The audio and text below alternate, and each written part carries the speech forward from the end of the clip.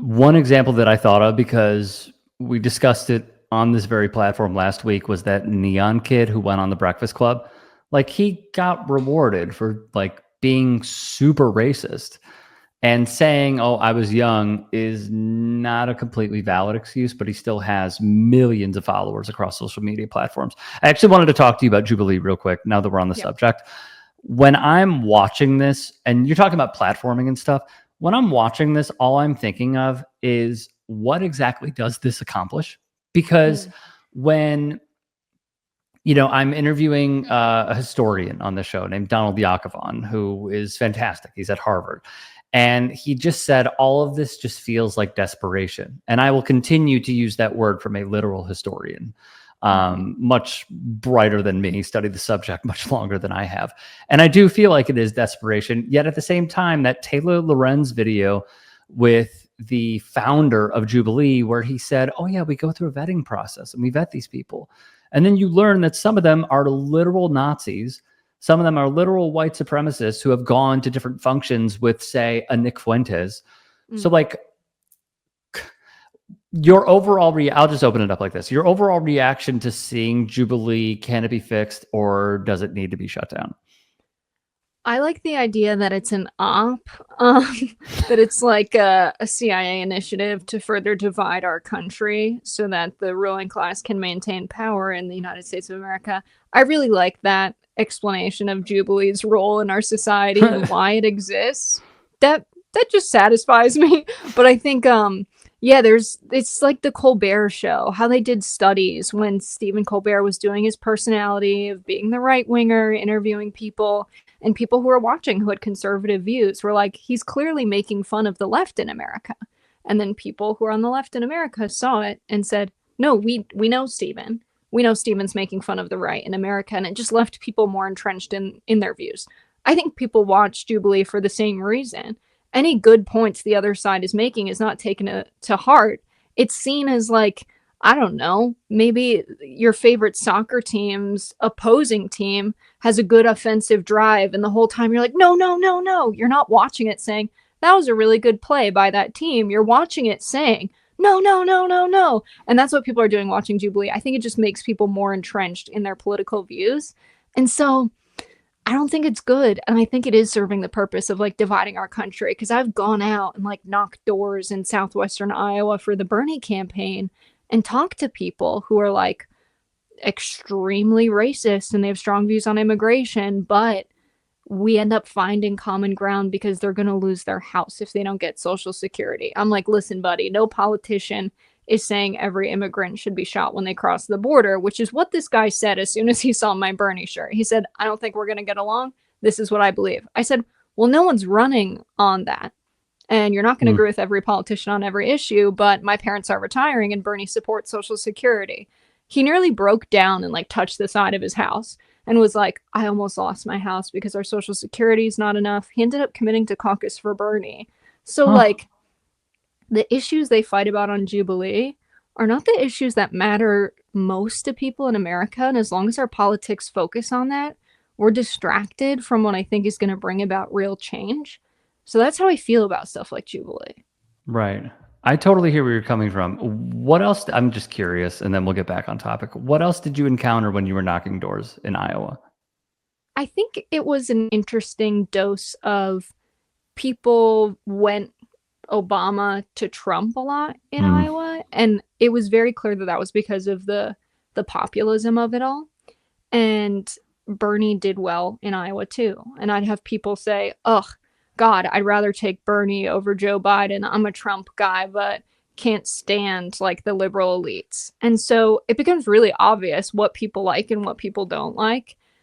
And it makes it really frustrating to watch like the establishment class in DC, the political class in DC, when I was doing commentary on K Street for The Hill, how disconnected the idea of what the American electorate is and how disconnected political commentary and mainstream media has become.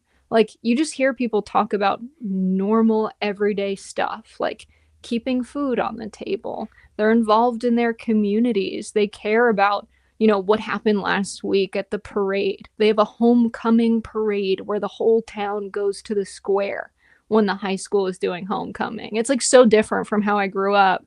They really care about keeping food on the table, having a good paying job, and like as much as social issues do matter and like racism's a real issue, sexism's a real issue, they've made transgenderism an issue.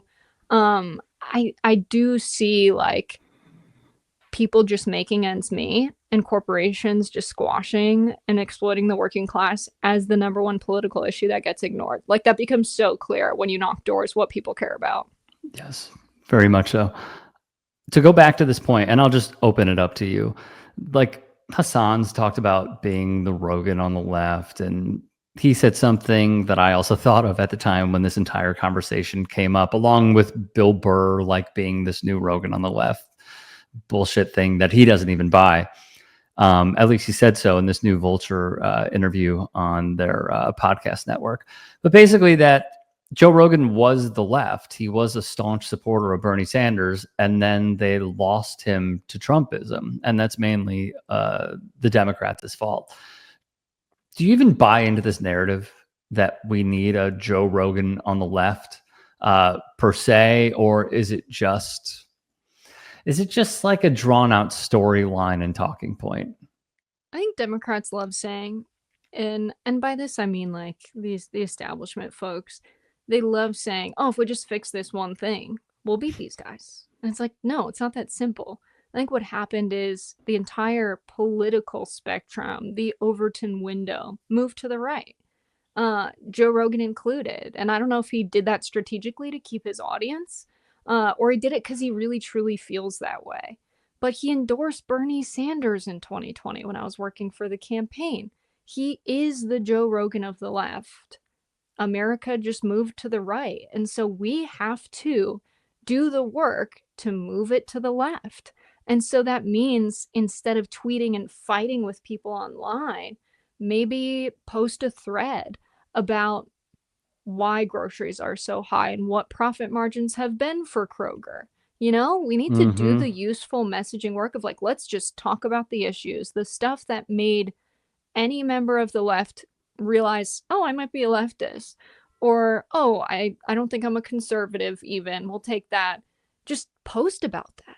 Post about why you think what you think. That's useful. And I think that's something that everyone can do. And that's something that the right has been doing for quite some time. And that's how they pushed it to the right. And so we can't be in this reaction space of like, we just have to argue with them. No, like put forth the vision for the world that you want, help move things back to the left. So I think it's not that Rogan switched sides. I think all of America got pushed. And it's hard because they have so much money, but we have more people. And we always say that. But I think people who say that are talking about like organizing in person. I really see organizing as something that can happen online. That's kind of what I see my work as.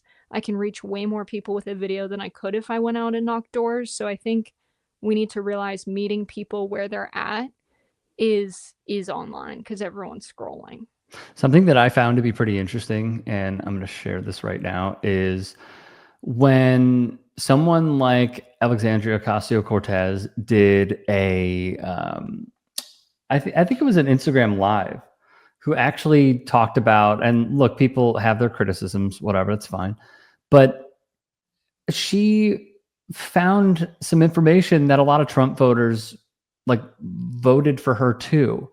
Mm-hmm. And they could not be more opposite end of the spectrum. A lot of this obviously was messaging on, why are you doing that? Messaging on one part, and then another being like, no, I'm actually about it like 98% of the time, 99% of the time. So like, I think part of the problem, as you said, is like a video can certainly reach a lot of people, and it's also messaging at the same time.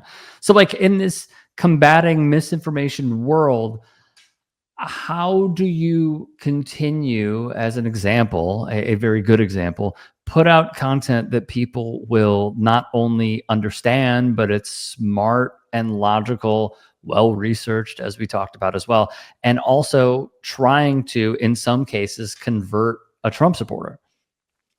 I think what's been key is just talking like a normal person. Um, that's really hard for a lot of politicians to do. And I think that's why people don't trust them. People are sick of the extremely rich, extremely educated. Oh, the Chucks. Yeah. The Chucks. Oh, Let yeah. me tell you, the big beautiful Exactly. bill is not big and beautiful anymore. Like, Hmm. it's insane. And I think I'm it's sorry, because, continue. like, no, no, no, that's totally right. They don't want to be talked down to. They don't want to be Hmm. condescended to. And a lot of people I even see make videos and just the tone is, I know this thing, let me tell you this thing. And it's like, well, we all know you just read about that thing and wrote up something to put on the video.